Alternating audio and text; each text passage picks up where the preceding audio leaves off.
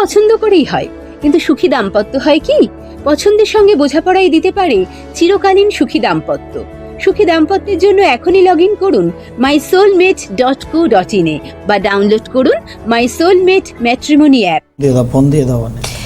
নমস্কার, সবাইকে স্বাগত জানাচ্ছি এখনকার অনুষ্ঠান সর্ববিষয়ে জ্যোতিষ। এবং সর্ববিষয়ে জ্যোতিষ নিয়ে আমরা এগোবো। এই বিষয়টির মধ্যে থাকে সব কিছুই। তার একটু আগে কথা হচ্ছিল যে এই শিরোনামটাই এমন, সর্ববিষয়ে জ্যোতিষ, যার মধ্যে আমরা আলোচনা করি এমন কিছু বিষয় যার মধ্যে জ্যোতিষযুক্ত, বা বলা ভালো জ্যোতিষযুক্ত বিষয় নিয়েই থাকে আমাদের আলোচনা। সেটা আমাদের চারপাশে যা হোক সেগুলো তো আছেই, তার সঙ্গে অবশ্যই সঙ্গে রয়েছেন কৌশিক ডি কাশ্যপ।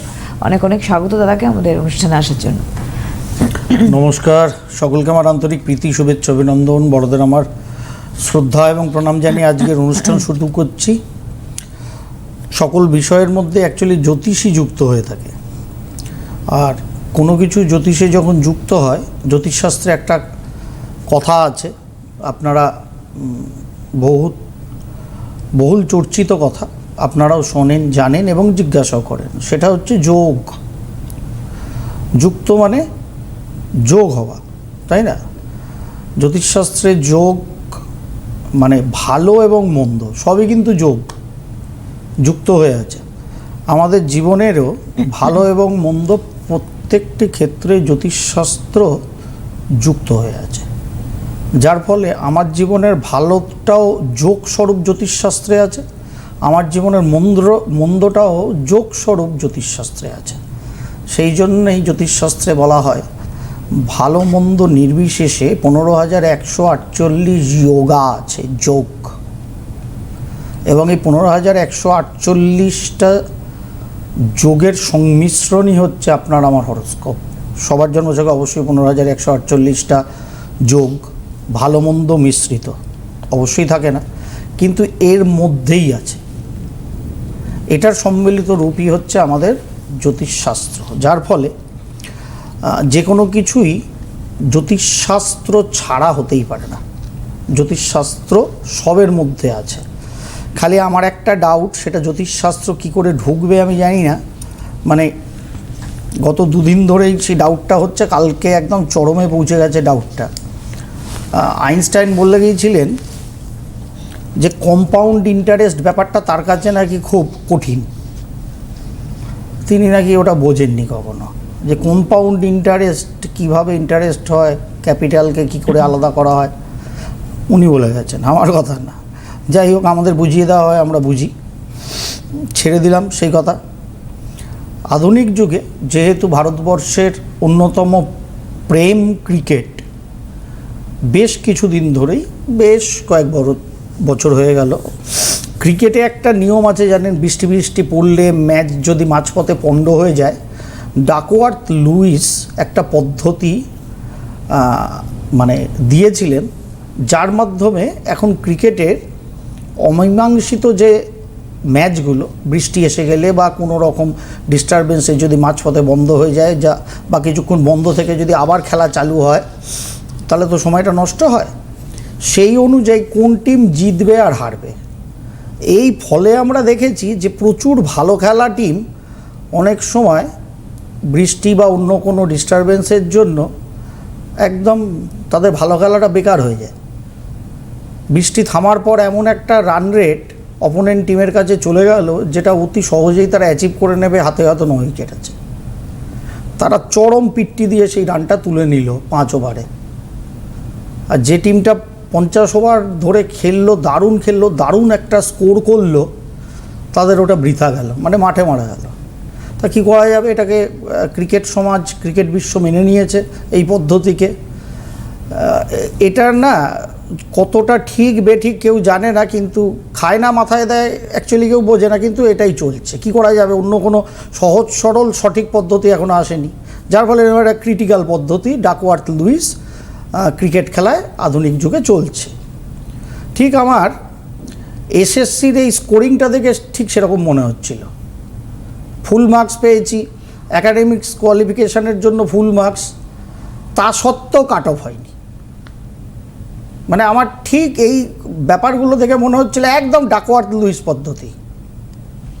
ভালো খেললাম, মানে উড়িয়ে খেললাম, দারুণ পারফর্ম করলাম, মাঝপথে বৃষ্টি নেবে, পুরো ম্যাচটা এমন হয়ে গেল যে অপোনেন্টের হাতে সুযোগ চলে গেল। 5 ওভারে তাদের 60 রান করতে হবে, হাতে 9 উইকেট, কানা খোঁচা দিয়ে তারা আলটিমেট 5 ওভারে 60 রান তুলে নিয়ে ম্যাচটা হই হই করে জিতে গেল।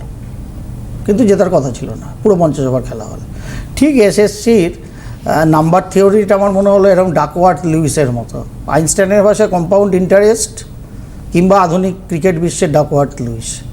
কেউ বোঝে না একটা ফলাফল হয় কেন হলো, যে যার দলের সাপোর্টার হাউতাশ করে, এটা কোনো পদ্ধতি না, হ্যান না ত্যান না, আবার সে যখন যেতে বলে দারুণ পদ্ধতি। ঠিক এসএসসির আবার একটা ডাকওয়ার্থ লুইস পদ্ধতি দিয়েছে, এসএসসি সরকার সবাই মিলেই দিয়েছে, কারণ ডাকওয়ার্থ লুইসের মতো ব্রেনি এরা, কী করে চাকরি দিতে না হয় খুব ভালো জানে, আলটিমেট মোটো ফুলফিল হবে। যাই হোক, অ্যাপার্ট ফ্রম জ্যোতিষশাস্ত্র, সর্ববিষয় তো বিষয়কে চোখ বন্ধ করে রেখে খালি ছেলের বিয়ে, মেয়ের বিয়ে, চাকরি বাকরি, হ্যান ত্যান এসব নিয়ে আলোচনা, এ তো স্বাভাবিক আলোচনা, হচ্ছে হবে। ফোনে কেউ আছেন একদম, উনি এসে ওরকমই কিছু একটা প্রশ্ন করবেন, সুতরাং ওই নিয়ে তো আলাপ আলোচনা সর্বদা সিটিভিএনের পর্দায় চোখ রাখলেই সকাল থেকে রাত অবধি আপনারা শুনতে পান। আর সবার জীবন মোটামুটি পশ্চিমবঙ্গে দারুণ ঘুরে গেছে, বাঁই বাঁই করে ঘুরছে, যার ফলে হায়েস্ট রতন টাটা, মুকেশ আম্বানি কিংবা গৌতম আদানি পশ্চিমবঙ্গে জন্মায়, এত বাঁই বাঁই করে ঘুরছে দেশি বিদেশি পদ্ধতিতে।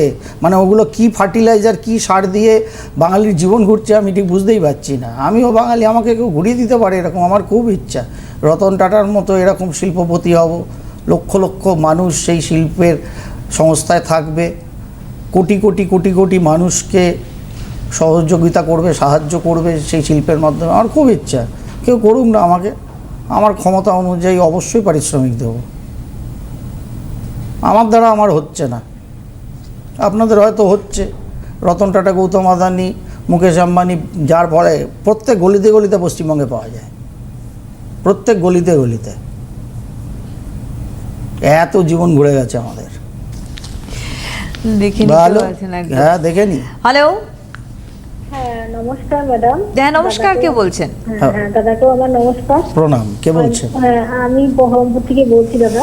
বহরমপুর, কার সম্বন্ধে জানেন? হ্যাঁ আমি আমার মেয়ের, বড় মেয়ের সম্বন্ধে জানবো। মেয়ের নাম বলুন। হ্যাঁ মেয়ের নাম Sourmita Dutta. Sourmita Dutta. Dutta. Date of birth? হ্যাঁ হ্যাঁ বলি স্যার, আপনার কাছে আমার ভাইপো দেখিয়েছিল, আমি যদি বা আমি আপনার কাছে আমার ছোট মেয়েকেও দেখিয়েছি। তাই? তো আমার আচ্ছা। ভাই, হ্যাঁ হ্যাঁ রেমেডি নিয়েছে, এখন রেলে চাকরি দিয়েছে, 2 বছর হয়ে গেল দাদা। বাহ, ছোট মেয়ে রেলে চাকরি করছে? ছোট না হ্যাঁ ভাই, হ্যাঁ আমার ভাইপো। ভাইপো, ওকে ভাইপো। হ্যাঁ হ্যাঁ হ্যাঁ হ্যাঁ বাহ বাহ। আর আমার মেয়ে, হ্যাঁ আমার মেয়ে ক্রেডিট কৌশিক ডিকাশ্যপের না, জ্যোতিষশাস্ত্রের, আর যে পেয়েছে তার। হ্যাঁ দাদা সে চলা জ্যোতিষশাস্ত্রের দশা দিশা অনুযায়ী সে সেটাকে কাজে লাগিয়েছে, রেমেডিক্যালি তাকে ব্যালেন্স করেছে, এর বাইরে কিচ্ছু করেনি। এফোর্ট তার। রেমেডি নিয়ে ঘরে শুয়ে থাকলে কেউ মুকেশ আম্বানি হবে না। সুতরাং সামনে দিয়ে রেল যেতে দেখবে কু ঝিক ঝিক ঝিক ঝিক, সারা জীবন আর রেলের চাকরি হবে না। সুতরাং এটা তার ক্রেডিট, খুব ভালো লাগলো। আপনার বলুন সৌরমিতার ডেট অফ বার্থ? আমার বড় মেয়ে, হ্যাঁ ছোট মেয়ে আমার খুব রাগ ছিল, আপনাকে দেখিয়েছি, এখন রাগটা একটু কমেছে। একটু কমেছে? বেশি কমেছে? আচ্ছা, একটু কমেছে, ভীষণ মানে রাগি আর কি, কিছু কথা শোনে না, কথা শোনে। তো আমি আজকে দাদা একটু ওই বড় মেয়ের একটু হ্যাঁ বলুন, ডেট অফ বার্থ বলুন। হ্যাঁ 19/1/1987। 19 জানুয়ারি 1987। বেশ, টাইম? 10:35। সকাল না রাত? সকাল। কোথায়? বহরমপুরে? সাগর দিঘি। হ্যাঁ হ্যাঁ বহরমপুর। 10:35 বললেন? হ্যাঁ সকালবেলা। সাগর দিঘি, দেখি সাগর দিঘি, মুর্শিদাবাদ। সাগর দিঘি, এই নামটা শুনলেই তো আমার বাইরন বিশ্বাসের কথা মনে পড়ে। তাই তো, ঠিক বলছি তো? একদম দাদা।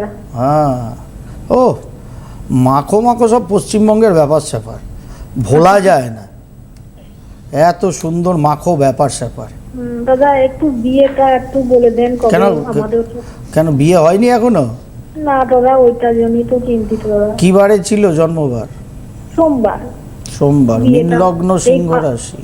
হ্যাঁ, এই ফাল্গুন মাস বৈশাখ মাস আছে, বিয়েটা হবে নাকি একটু দেখে বলুন। কার্তিক অগ্রহায়ণ মাস পড়ে গেছে, সেই জন্য বিয়ে দিতে হবে। বলুন, এই জন্মছকটা আমি আগে দেখেছি তো মনে হচ্ছে আমার, কিরম জানো দেখেছি? হ্যাঁ দাদা, আমি আপনার কাছে গিয়েছিলাম। হ্যাঁ হ্যাঁ হ্যাঁ। হুম। তা কি হয়েছে? লগ্নে মঙ্গল রাহু, এরও তো মেজাজ সবই 440 ভোল্ট হ্যাঁ, চুনা হ্যাঁ মানা। দুটোই সমান। হ্যাঁ, তা কি করবেন বলুন? আপনি হচ্ছেন মানে তাপবিদ্যুৎ কেন্দ্র। তাই তাই তো। হ্যাঁ, কি করা যাবে? চাকরি বাকরি করে? হ্যাঁ হ্যাঁ। হুম। সপ্তমস্ত কেতু লগ্নে মঙ্গল রাহুর অঙ্গারক দোষ, মঙ্গল দোষ। বিয়ে না হওয়ার মতো এতদিনে কিছু ছিল না, অন্তত একটা বিয়ে হয়ে কাটাতে উচিত ছিল, হ্যাঁ, সেটাও হলো না। হ্যাঁ, ওর পছন্দ নয়, কিছু নয়, এইরকম করছে। কুমোরটুলি, কুমোরটুলিতে চলে আসুন। বহরমপুরেও, আমার তো কিছু না, ওর হলেই আর হবে। না তো বহরমপুরের কাছে আছে কৃষ্ণনগরে চলে যান, খুব ভালো ঠাকুর বানান ওখানকার দাদা, শিল্পীরা। আমার হাসি পাচ্ছে, কিন্তু ওকে তো আমি বুঝাতে পারছি না। না, উনি, ও যদি বুঝতো তাহলে তো বিয়েটাই হয়ে যেত। হ্যাঁ, সেটাই তো। কি আপনাকে- মুশকিল? ও যদি বুঝতো, কারেন্ট কিছু বোঝে না, সেই জন্য অগ্নিকে সবসময় অমৃত বলা হয়, কারণ অগ্নির আপন বা পর কোনো বুঝি নেই। আমরা জল খেয়ে হাওয়া খেয়ে বেঁচে থাকি, আমরা মাটির মধ্যে বাস করি, তাই না? কিন্তু আমরা অমৃত বলি আগুনকে। কেন বলি কখনো ভেবে দেখেছেন? কারণ আগুন এমন একটা সত্তা যে নিজে পর এসব কিছু বোঝে না, যার ফলে অগ্নিকে অমৃত বলা হয়। যখনই সেই আগুনের গ্রহ মঙ্গল এবং হাওয়া লাগাচ্ছে সেই আগুনকে, রাহু লগ্নে চলে গেছে, তখন আপনার কন্যা এমন হয়ে গেছে যে ও আর কি বুঝবে আমার ভালো আর আমার মন্দ, কারণ আগুন তো বোঝে না আমার ভালো আর আমার মন্দ, সে জানে জ্বলতে, তাই জ্বলছে হু হু করে। এবার আপনি কখন বিয়ে দেবেন? বর্তমান সময় দেখুন, বিয়ের রাশিলগ্ন অনুযায়ী বিয়ের সময় অন, দেখে শুনে বিয়ে তো হয়ে যাওয়া উচিত সামনের, অন্তত সামনের বছর কেন আমি বলবো অন্তত সামনের বছর, হ্যাঁ 26-এর পুজো অবধি এই টাইম চলবে। সুতরাং সেখানে যদি ঠিকঠাক ম্যানেজ করা যায়, বিয়ের জন্য চেষ্টা করা যেতে পারে। বাট এই অঙ্গারক দোষ মঙ্গল দোষ শান্তি করে দেখে শুনে বিয়ে দিন, নিশ্চয়ই ভালো হবে। কর্তা খুব একটা খারাপ হবে না, চাকরিজীবী হবে, ঠিক আছে? বলি। আর না তো ওর এই মনের মতো- এরকম আগুনে তো জ্বলতে জ্বলতে জ্বলতে জ্বলতে আলটিমেট কি দাঁড়াবে গিয়ে, লাভ কি? মুশকিল হচ্ছে, একে আপনার ছেলে বানিয়ে যদি ভগবান পাঠাতেন সব থেকে ভালো হতো। তাহলে আমি হয়তো বলেই দিতাম এখান থেকে যে আপনার ছেলেকে রতন টাটা হয়েই বাঁচতে বলুন। কিন্তু যেহেতু কন্যা, আমি সেটা বলতে পারছি না। ভারতীয় সংস্কৃতি সংস্কারে সেই অধিকার আমাকে দিচ্ছে না আমার দেশের সংস্কৃতি বা সংস্কার, তাই বলতে পারছি না। কিন্তু টেম্পারামেন্টটা তো ওরকম, যার ফলে আমার পছন্দ, আমি যতক্ষণ না বুঝতে পারছি ততক্ষণ আমি বেঁকবো না। ওকে দিয়ে টিএমটি বারের অ্যাড করান, বুঝেছেন তো, যে ঝড় জল বৃষ্টি কোনো কিছুতেই বেঁকে না। আপনার মেয়ে হয়ে গেছে ওরকম টিএমটি বারের মতো, কি করবেন বলুন? ওম শান্তি করতে বলুন, মঙ্গল রাহুর অঙ্গারক দোষ মঙ্গল দোষ শান্তি করুন।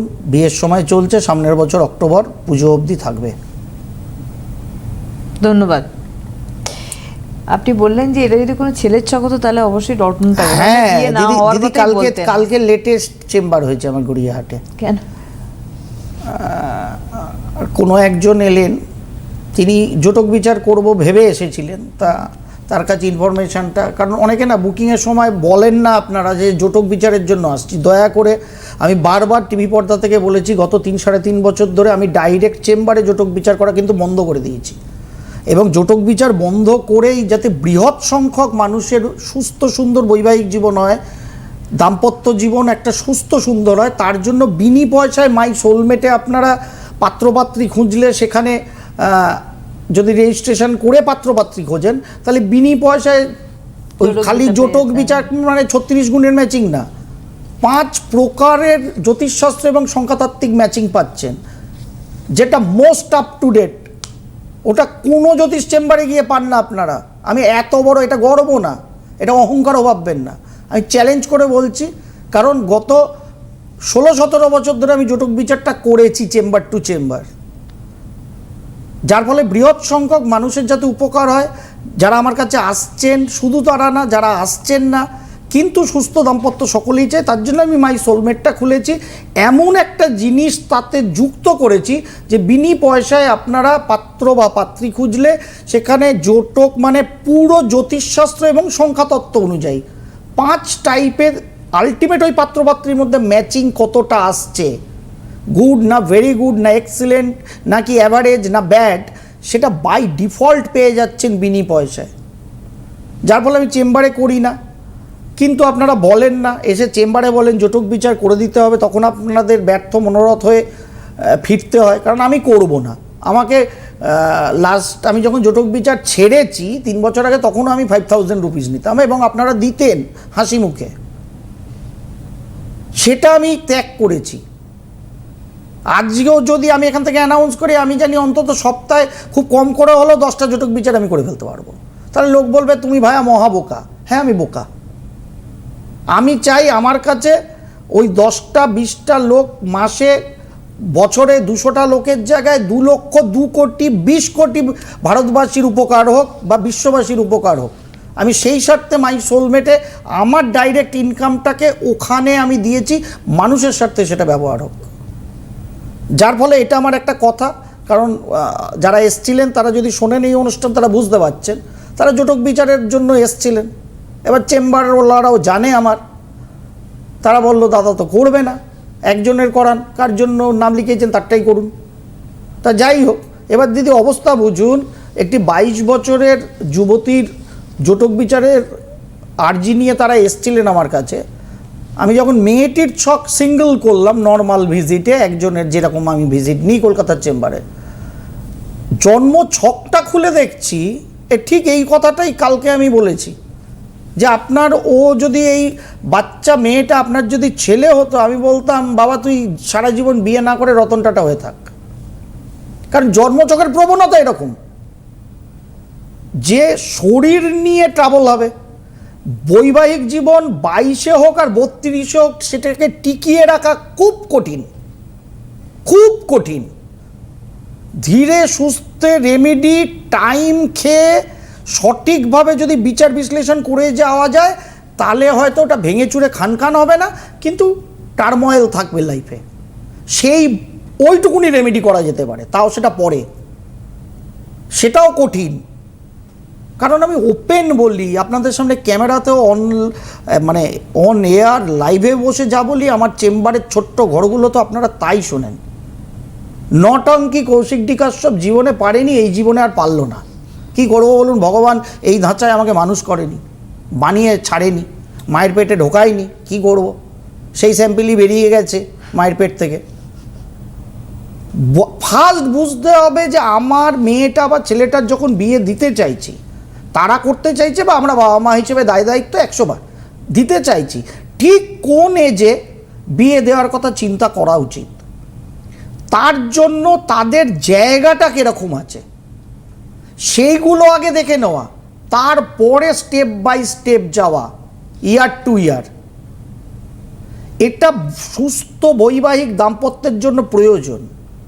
আরেকটা জিনিস আমার রিকোয়েস্ট, হাত জোর করে রিকোয়েস্ট, বিশেষ করে যারা উচ্চশিক্ষিত মানে একটু বেশি শিক্ষা যারা গ্রহণ করে, ইঞ্জিনিয়ার বা ডাক্তারবাবুদের ক্ষেত্রে, দেখুন ডাক্তারবাবুরা তো MBBS হবেনি, তারপরে তাদের স্পেশালাইজ কিছু লাইন নিয়ে তারা পড়াশোনা করতে পারেন, তারা চাহিদা যারা করেন চেষ্টা করেন।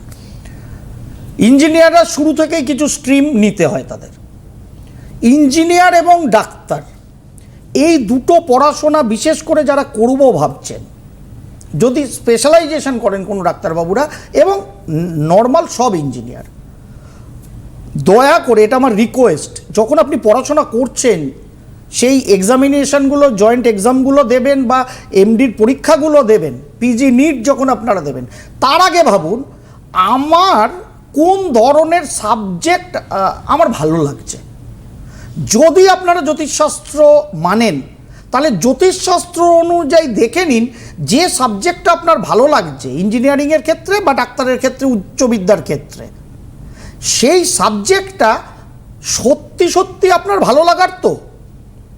খালি আমরা অনেকে দিদি কি করি, খালি ভালো র্যাঙ্কিং যা হয়েছে একটা ভালো ইনস্টিটিউট পাচ্ছি, সেই জন্য সেখানে একটা এমন সাবজেক্ট নিয়ে পড়াশোনা করতে ঢুকে গেলাম, বড় ইনস্টিটিউট, দারুণ নামি ইনস্টিটিউট, কিন্তু সেই সাবজেক্টটা আমার জন্য ভালো না। যখন আমার একটা মেধা আছে তাই আমি ওখানে চান্স পেয়েছি, একটা মেরিট লিস্টে ঠিকঠাক র্যাঙ্কিং এসছে আমার, এবার আমি ওই ইনস্টিটিউটে গিয়ে ইঞ্জিনিয়ারিং পড়ি আর হায়ার স্টাডিজে ডাক্তারিই পড়ি, হোয়াট এভার ইট। সেই সাবজেক্টটাকে যদি আমি ভালোবাসতে না পারি, তাহলে সেই সাবজেক্টটা দিয়ে আমি ভবিষ্যতে আমার জন্য বা সমাজের জন্য আমি কি করে 200% দেব। সুতরাং আমি কি ভালোবাসছি, সেই ভালোবাসাটা জ্যোতিষশাস্ত্র অ্যাঙ্গেলে ঠিক কিনা যারা মানেন তারা আগে দেখে নিন। সেই সাবজেক্ট ওয়াইজ গভর্নমেন্ট হোক প্রাইভেট হোক, কোন কোন ইনস্টিটিউটে এই সাবজেক্টগুলো ভালো তার একটা লিস্ট করে নিন। ওই লিস্ট অনুযায়ী মোটামুটি গত 2-3 বছরে যে যে মেধা তালিকায় নাম থাকার জন্য আপনারা জয়েন্টগুলো দিচ্ছেন, ইঞ্জিনিয়ারিং, ডাক্তারি, পিজি নিট, হোয়াট এভার, তার জন্য ওই ইনস্টিটিউটে পড়ার জন্য মোটামুটি কীরকম র্যাঙ্কিং লাগে তার জন্যে আপনি এফোর্ট লাগান। এই ক্ল্যারিটিটা যদি না থাকে, আপনার শত বুদ্ধি মেধা আপনার এফোর্ট থাকা সত্ত্বেও আপনি ভুল লাইন নিয়ে পড়াশোনা করে জীবনটাকে কিন্তু বরবাদ করে ফেলবেন। তার কারণ হয়তো সেই সময় আপনার কোনো নেগেটিভ গ্রহের দশা চলছে, হয়তো আপনার জন্মছকে কোনো নেগেটিভ এমন প্ল্যানেটারি এফেক্ট আছে যে আপনার হেডকোয়ার্টারকে ঘুরিয়ে দিচ্ছে। সঙ্গে বাবা মারা তো আছেই, কিছু বোঝে না অনেক বোঝেন, মহা সমস্যার ব্যাপার। আমি দিদিও সেই বাবা মার দলে প্রায় যেতে চলে যাব আর 5-10 বছর বাদে। কিছুই বুঝি না, অনেক কিছু বুঝি। একটু চোখ খোলা রেখে আপনার ভালোবাসার সাবজেক্ট সেটা কোন কোন ইনস্টিটিউটে ভালো হয়, সেই সাবজেক্টটা সত্যিই আপনার জ্যোতিষশাস্ত্রে ভালোবাসারকে ইন্ডিকেট করছে, তাহলে ওই সাবজেক্টটার ওপরে ব্যাং করুন, সেটাকে টার্গেট নিন।